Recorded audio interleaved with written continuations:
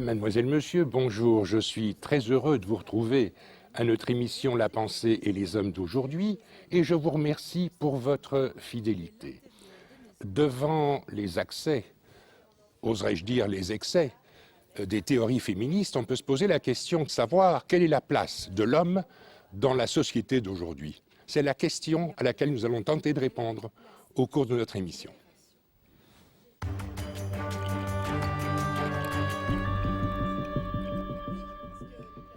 Pour répondre à la question « Qu'est-ce que la masculinité ? Qu'est-ce que l'homme fait ? Quel rôle exerce-t-il dans notre société actuelle ?» j'ai le plaisir d'accueillir deux invités.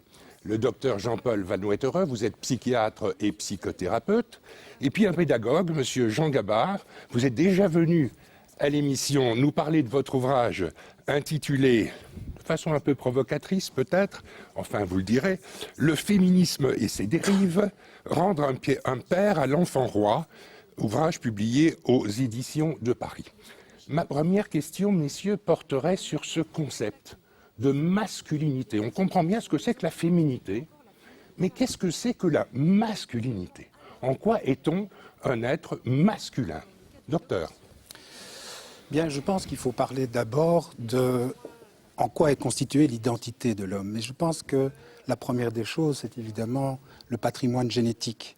C'est ce qu'on appelle l'identité chromosomique. Pour être un homme, il faut que la 23e paire de chromosomes soit XY et que donc on soit en détention de cet Y qui va faire la différence avec l'identité de base plutôt féminine qui est le chromosome. Est-ce que c'est un plus ce Y par rapport au XX? Alors, c'est peut-être... Comprenez plus avec le sourire. Hein. Bien sûr. En tous les cas, ce Y va déterminer la suite des événements et donc de ce point de vue, il est très important puisque on estime plus ou moins à la 7e, 8e semaine de la gestation qu'une partie de cet Y va se manifester, en particulier le gène SRY, qui va déclencher une succession de réactions qui vont aboutir progressivement à la constitution des testicules, des organes génitaux masculins et de la sécrétion de la testostérone qui va influencer considérablement non seulement l'évolution du fœtus dans le ventre de sa mère, mais aussi à la naissance et puis bien plus tard. Donc, si vous voulez, cet Y va conditionner tout cela et orienter certainement une certaine forme d'identité. Et c'est cette hormone, la testostérone, qui en fait marque le plus fort la différence entre les hommes et les femmes. Absolument. Entre autres parce qu'elle va influencer toute une série de choses, les réactions émotionnelles, mais aussi, par exemple, un noyau qu'on appelle le noyau sexuellement dimorphique qui se trouve dans la région préoptique au niveau de l'hypothalamus et sous l'influence de la testostérone, ce noyau va grandir et c'est entre autres une des différences qu'il y a au niveau cérébral entre les hommes et les femmes, c'est que ce noyau est extrêmement développé chez les hommes et très peu puisqu'il n'y a pas cette influence de la testostérone.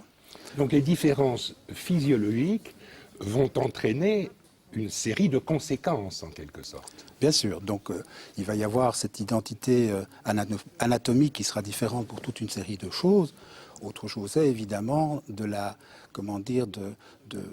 se sentir homme, et là on rentre dans un autre domaine. Dans la psychologie, là. Plutôt de la psychologie, de l'influence de la culture, de la société.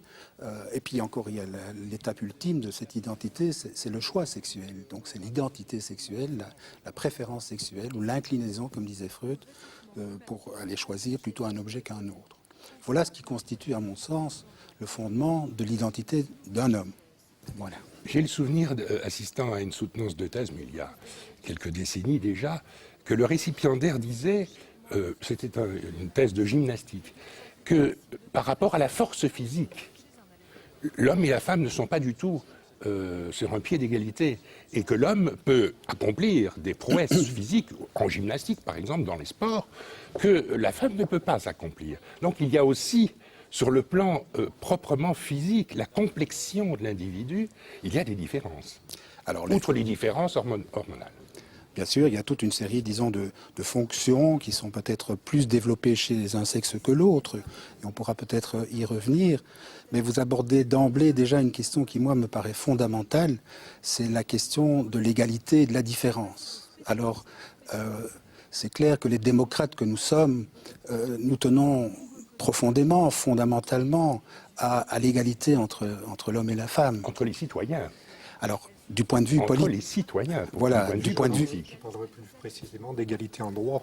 Voilà. D'égalité en droit, et pas de droit à l'égalité, comme vous le dites dans votre propre ouvrage. Donc, il n'y a pas d'égalité foncière, physiologique, hormonale, mais ce que nous souhaitons en tant que démocrates, bien sûr, c'est réaliser une égalité dans les droits, dans les moyens d'expression entre les hommes et les femmes. Mais je pense que c'est important d'insister sur, sur ce point-là, parce que quand on parle de différence de sexe, on pourrait très vite être jugé comme étant quelqu'un qui n'est pas politiquement correct. Ah oui, aujourd'hui, alors là, c'est... comment oser aborder cette question de la différence? Mais je crois qu'il est très important de se souvenir que tout ce débat n'a de sens à mes yeux qu'avec la toile de fond qui est l'égalité politique, économique, sociale, et que là, il y a sans doute encore des tas de choses à faire évoluer. Et moi, je serais plutôt à côté de tous les combats qui font évoluer la lutte contre la discrimination entre les hommes et les femmes. Mais ça n'empêche qu'en même temps, et c'est toute la complexité, il y a beaucoup de pistes qui laissent à penser qu'il y a une différence entre l'homme et la femme dont il faut tenir compte et voir, disons, comment se positionner. On pourrait dire qu'il y a là une discrimination fondamentale, puisqu'elle est liée au fonctionnement même de l'individu, non pas dès sa naissance, mais vous le disiez il y a un instant, déjà à l'état des fœtus, déjà dans le ventre de la maman. Je préfère parler de différence que de discrimination. D'accord. Je pense que c'est un glissement de vocable. Discrimination est un terme beaucoup plus politique. Hein. Voilà, je pense. Donc, il y a des différences fonctionnelles, des différences hormonales, des différences dans la complexion qui sont importantes, qui sont visibles et qui sont aujourd'hui un peu niées parfois par celles qui représentent ce qu'on appelle la théorie du genre. Expliquez un petit peu ce que c'est que cette théorie du genre.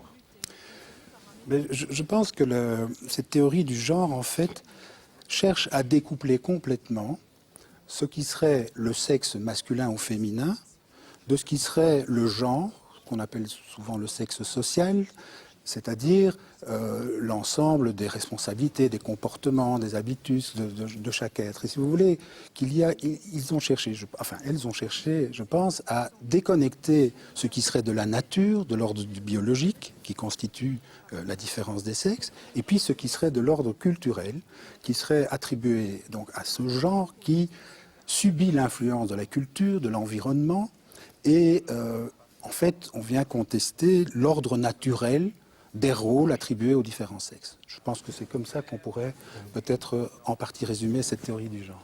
Mais la théorie du genre avait l'avantage quand même qu'elle réagissait contre les théories naturalistes qui faisaient que l'homme par sa nature était fait pour certaines fonctions et la femme par sa nature pour d'autres rôles.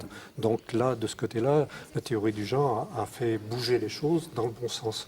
Simplement, bien sûr, la théorie du genre, donc, qui accorde la plus grande importance à la construction sociale, oublie ce qui a été dit donc, sur le biologique et oublie aussi ce qu'on pourrait appeler la structuration du psychisme. Le fait qu'un homme est né d'une personne qui est du même sexe, alors que la femme est née, qui est du sexe différent, oui. alors que la femme est née d'une personne du même sexe. Elisabeth Badinter, qui appuie pourtant la théorie du genre, disait qu'il y avait un privilège pour les femmes d'être nées d'une personne du même sexe.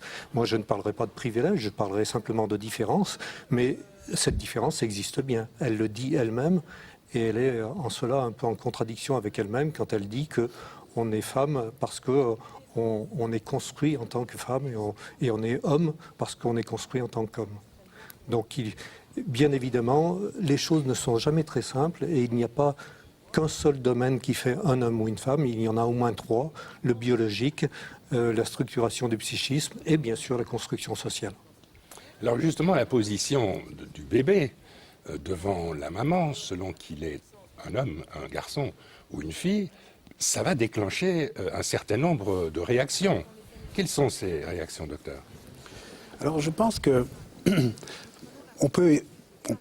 certains théoriciens pensent que dans les premiers mois, les premières années, les réactions garçons et filles sont relativement similaires. Mais il y a un moment donné où le garçon va devoir se différencier de sa mère. Et donc, si vous voulez, il va y avoir un moment tout à fait particulier où il va investir en quelque sorte sa différence sexuelle, sa différence anatomique, pour pouvoir se dégager de cette mère, pour pouvoir Qui est affirmer, toute puissante à ses yeux. qui est bien sûr toute puissante, puisque dans les premiers mois, les premières années, la mère lui apporte tout en quelque sorte. Et que donc, il y a une espèce de toute puissance dont il doit se dégager. Et pour ce faire, il va devoir s'appuyer sur cette différence, entre autres, anatomique, sexuelle.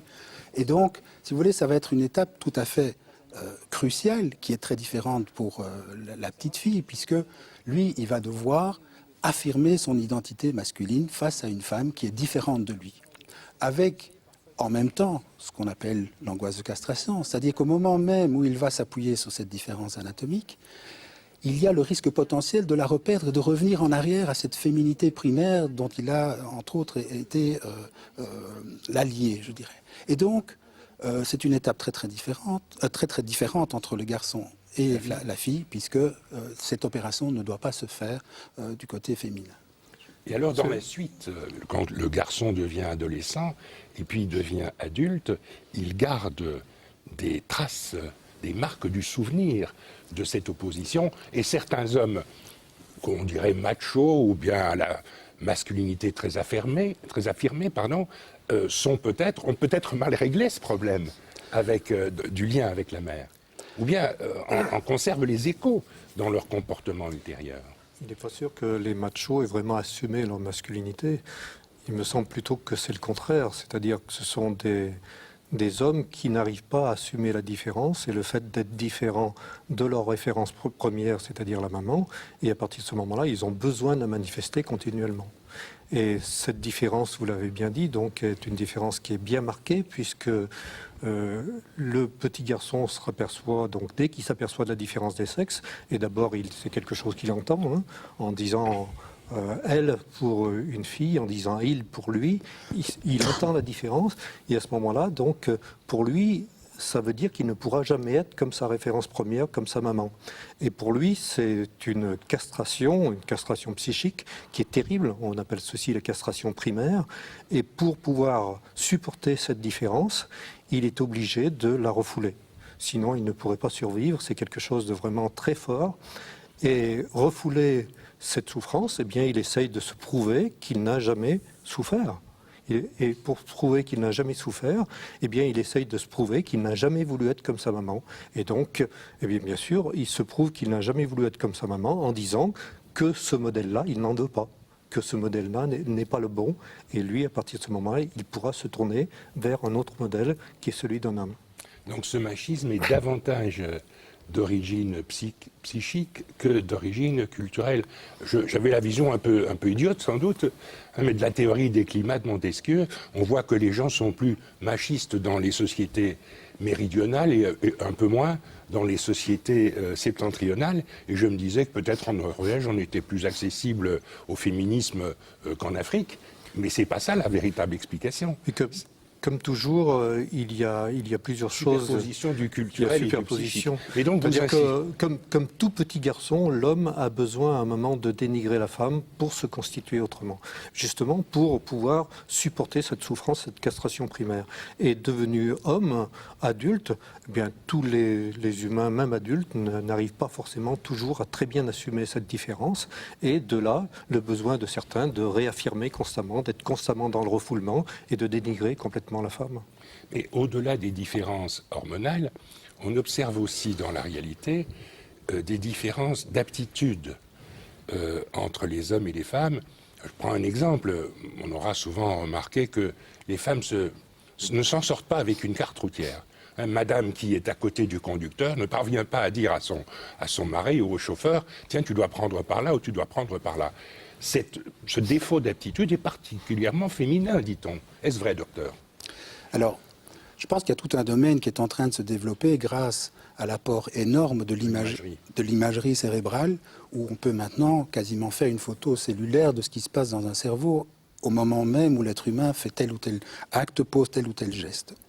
Alors, il semble quand même qu'il y ait effectivement des études qui confirment qu'il y ait des différences sexuelles au niveau du cerveau. Et en particulier, ce que vous évoquez, c'est que dans pas mal d'études, il ressort que l'homme a beaucoup plus de facilité dans les tâches topographiques qui ont à voir avec l'espace. Et de même avec, disons, les tâches qui ont à voir avec la mathématique. Et donc plus d'ingénieurs hommes que d'ingénieurs femmes. En tous les cas, il y aurait une prédisposition à ce niveau-là. En même temps, du côté féminin, il semble que les tâches... Ils ont une force et le double cerveau, en quelque sorte. Les tâches qu'elles peuvent faire concomitamment. Les femmes, vous voulez dire? Oui, les femmes. Alors là, c'est tout, historiquement, il y a eu tout un débat autour en particulier, le corps calleux, qui est cette structure neurologique qui est faite de fibres qui vont d'un hémisphère cérébral à l'autre. Et je pense qu'il y a une vingtaine d'années, il y avait toute une littérature pour prétendre que la femme avait un corps calleux nettement plus développé que les hommes et que ça leur permettait aux femmes à faire, par exemple, plusieurs tâches en même temps. Il s'avère aujourd'hui que les études beaucoup plus précises ne montrent pas cette différence. Il n'y a pas de différence au niveau, disons, de la taille de ce corps calleux. Par contre, il y a peut-être des différences au niveau de la forme. Mais ce qui est apparu à travers ces études, c'est aussi l'influence des hormones sur ces fonctions-là. Et par exemple, le taux de testostérone influence immédiatement les capacités, la possibilité de réaliser ces tâches. Quand la testostérone est haute, l'homme est moins performant, par exemple le matin. Et quand la testostérone est basse, par exemple le printemps, à ce moment-là, les fonctions sont beaucoup plus facilement réalisées. Donc, ce qui se disait depuis très longtemps que les femmes avaient plus de mal avec les cartes, par exemple, eh bien, c'est aujourd'hui, grâce à cette imagerie, on parvient à déterminer des différences sexuelles au niveau de ces fonctions cérébrales, mais nous sommes vraisemblablement qu'au balbutiement de toutes ces découvertes. Mais c'est clair que le cerveau, semble-t-il, sur base de toutes ces études, est sexué, en fait. Il y a une différence sexuelle à ce niveau-là. J'ai un ami qui me va répétant « Mais tu sais, les femmes, elles ne reçoivent pas des prix Nobel. Hein. » Alors je lui réponds « Mais Marie Curie, elle en a eu 2. » Mais c'est vrai, si l'on considère les résultats des prix Nobel, il y a beaucoup moins de femmes que d'hommes. Alors qu'aujourd'hui, il y a beaucoup de grandes savantes. Pourquoi? Pourquoi cette différence? Est-ce qu'il y a une explication à cela? Ce n'est pas seulement culturel, puisqu'aujourd'hui, dans les laboratoires, dans les universités, il y a autant de professeurs masculins que féminins. Qu'est-ce qui pourrait justifier cela? Il y a toujours une pression sociale, c'est sûr. La construction sociale sexiste existe toujours encore. On peut pousser davantage les hommes à faire telle chose, les femmes à faire autre chose. Mais c'est vrai que il y a toujours les différences biologiques, il y a toujours cette différence psychologique, construction du psychisme différent. Vous attribuez ça à la pression sociale, non, mais qui serait plus forte sur les hommes. Non, la structuration du psychisme aussi fait que les hommes ont tendance à être plus attirés déjà par le pouvoir que les femmes, puisque les femmes ont déjà inconsciemment un certain sentiment, donc un fantasme de toute puissance, alors que les hommes savent, depuis qu'ils se sont rendus compte de la différence des sexes, qu'eux ne seront jamais tout-puissants. Donc ils essayent d'acquérir le pouvoir, de conquérir le pouvoir, pour se mettre au niveau des femmes. Au niveau des femmes, d'ailleurs, qui cherchent, le sentiment qu'ils le détiennent. Qui cherchent à admirer les hommes. Pour admirer les hommes, ça veut dire se voir dans le regard de l'autre. Donc pour pouvoir se voir dans le regard de l'autre, il faut que l'autre soit au même niveau. Donc c'est pour ça que l'homme essaye de conquérir le pouvoir pour espérer arriver à ce niveau. Font toute cette différence entre prix Nobel masculin ou féminin, ça dérive toujours de ce fameux état de psychique de l'enfance. Il y a une différence de motivation. Édith Cresson l'avait très bien dit. Le pouvoir politique, économique accentue le pouvoir de séduction d'un homme et diminue celui d'une femme. Pourtant, elle a été Premier ministre. Oui, donc elle sait très bien de quoi elle parle, justement. Elle s'est bien rendu compte que pour elle, ça ne lui servait pas à grand-chose de ce côté-là. Et il y a bien sûr aussi d'autres choses qui peuvent expliquer cette différence de motivation au niveau des hommes et des femmes. Il paraîtrait qu'au niveau des mathématiques, les découvertes mathématiques entraînent une jouissance chez l'homme et absolument pas chez la femme. La femme peut avoir du plaisir à faire une découverte, mais ça n'atteint pas le niveau de jouissance que les hommes atteignent à ce moment-là.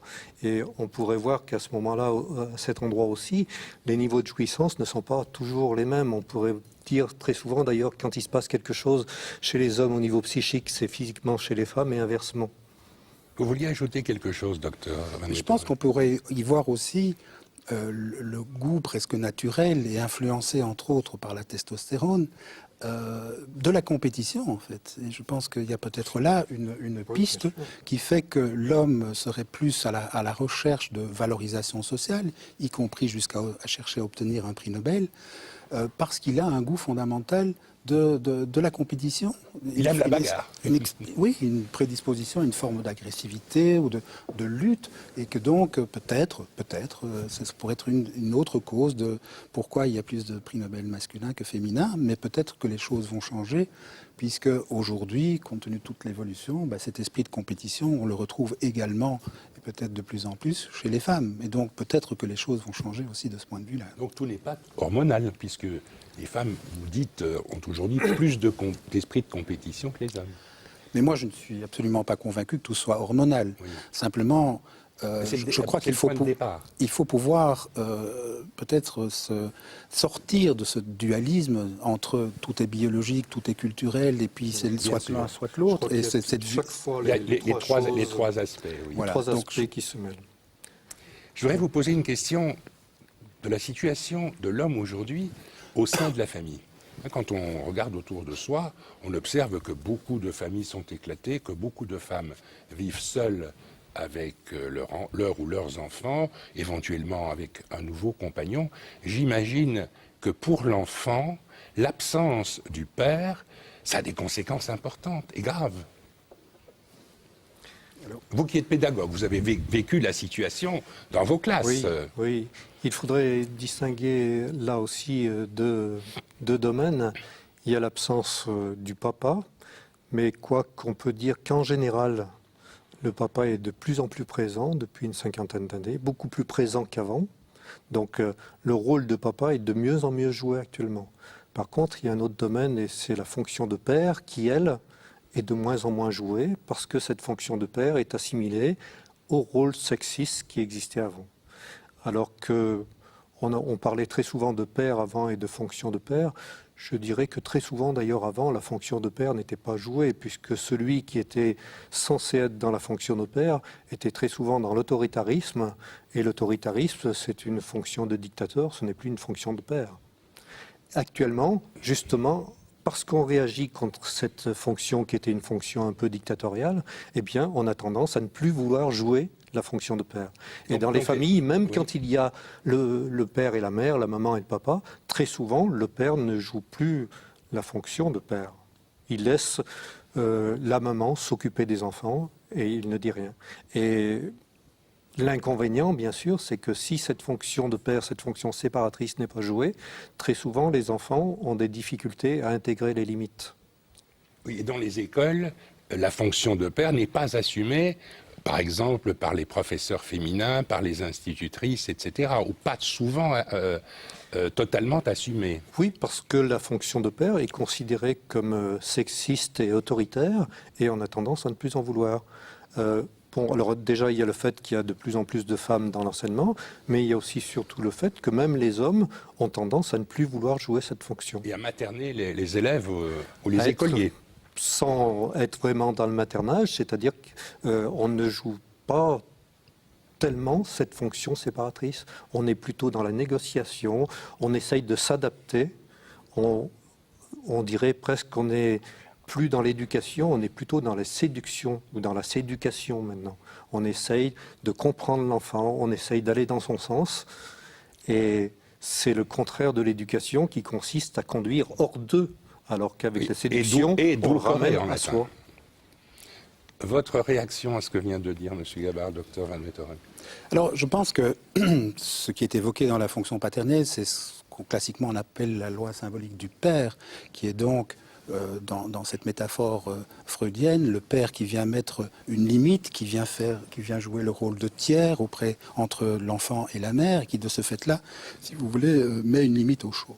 Alors c'est sûr que dans notre société actuelle, il y a une espèce de climat culturel qui laisse à penser que tout est possible tout le temps et que cette fonction symbolique de père n'est jouée que par très peu de gens. Et en particulier, la grande difficulté de nombreux pères d'assumer cette fonction-là parce que, compte tenu de l'histoire dont on a un peu parlé, c'est affirmer que cette fonction paternelle est importante, c'est d'emblée pouvoir être taxé éventuellement de sexisme, de vouloir continuer à perpétrer la domination masculine, ce qui n'est absolument pas le cas.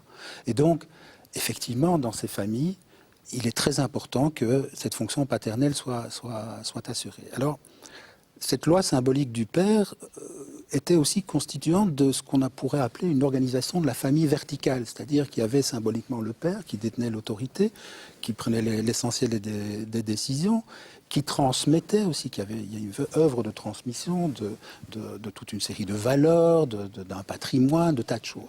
Cette famille verticale, compte tenu de l'évolution sociologique dont on pourra peut-être parler, les familles étant éclatées, cette famille verticale est complètement remise en question.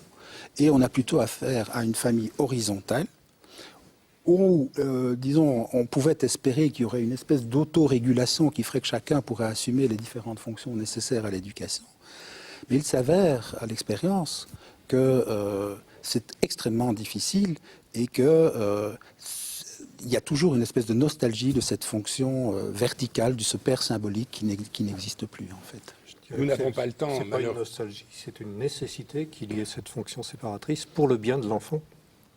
Nous n'avons pas le temps de nous projeter dans l'avenir. On a essayé de faire un constat avec justesse, je pense. On a essayé de bien cerner les différences et aussi les complémentarités. Que sera demain? Nous le vivrons. Je vous remercie, Dr Jean-Paul Van Wetter, et je vous remercie, Monsieur Jean Gabart, de votre présence à notre émission d'aujourd'hui. Je rappelle que vous êtes l'auteur d'un ouvrage, Le féminisme et ses dérives, Rendre un père à l'enfant roi. Merci pour votre présence à notre émission. Madame, mademoiselle, monsieur, merci beaucoup pour votre attention.